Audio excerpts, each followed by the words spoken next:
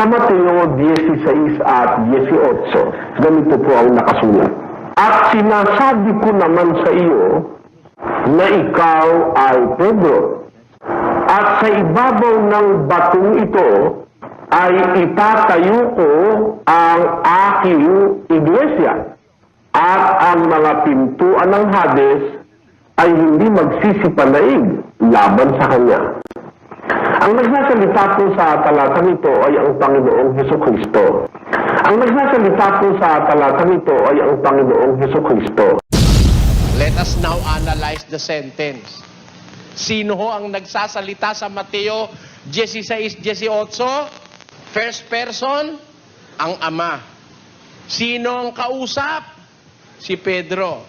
Sino ang third person, yung bato? Si Kristo. Kaya tamang-tama eh. Sinasabi ko, first person.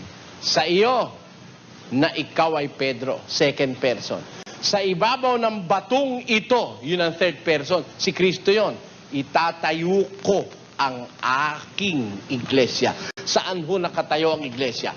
Sa ibabaw ng batong si Kristo. Kaya tamang-tama yung pangungusap eh.